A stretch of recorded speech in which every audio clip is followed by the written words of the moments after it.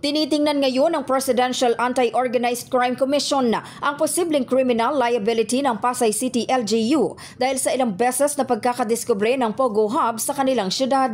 Nito lang nakalipas na linggo, nadiskubre ng mga otoridad ang isang Pogo Hub na nag-ooperate sa basement ng Heritage Hotel sa Pasay sa kabila ito ng ipinatutupad na ban ng pamahalaan. Because as I have mentioned, the very first raid that we conducted was SKK Revendel, that was in P. Zamora. The second was Sunyu One Technology, that is in corner FB Harrison and William Street, also in Pasay.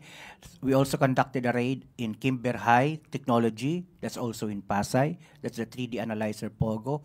We also conducted lately a raid inside Heritage Hotel, in Pasay. But we're taking a look at the possible culpability, criminal liability of LGU officials, primarily those in the issuances of the mayor's permit, the BPLO certificates, the business permit, so to speak.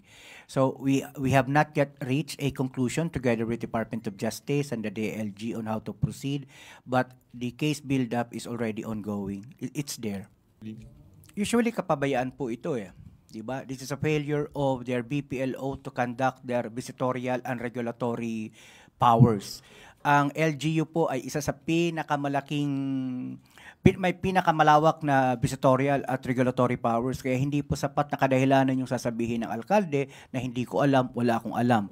Lalo kung sunod-sunod yung mga pogo, illegal or legal man na napapasara sa kanyang nasasakupan. Sinabi pa ni Casio na ang karamihan sa mga na-raid na pogo sa Metro Manila ay matatagpuan sa southern part ng National Capital Region. That's why we're calling always on the mayors of the cities of Pasay, Parañaque, and Makati. Help us in the fight to rid the country of these pogos.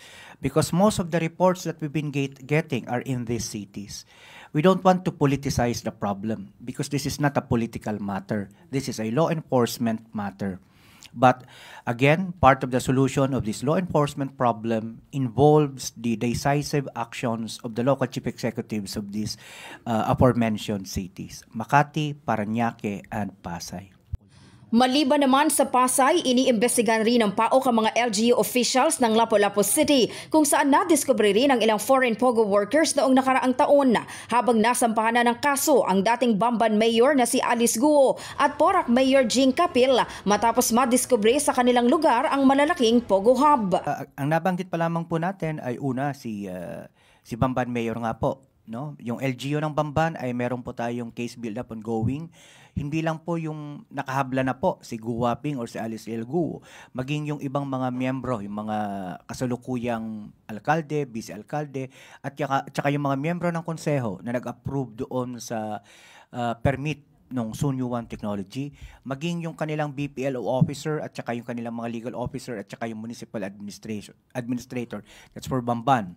Now, with regards to Porac, ongoing na po, nakapag-file na tayo ng cases ng graft laban kay Mayor Jing Capil at sa siyam na iba pa. Ngayon, doon naman po sa Lapu-Lapu City, ongoing pa po yung case build-up and we're waiting for the result of our case build-up against Mayor Ahong Chan and the other officials of his LGU. Sa datos ng PAOK as of February 14, 2025, nakapagsampa na sila ng 12 kaso sa korte laban sa mga tinatawag na pogo personalities, habang 8 kaso pa ang nasa ilalim ng preliminary investigation at may 13 pang inihahandang kaso. In the heart of changing lives, ito si Brigada Maricar Saragan ng 105.1 Brigada News FM Manila, The Music and News Authority.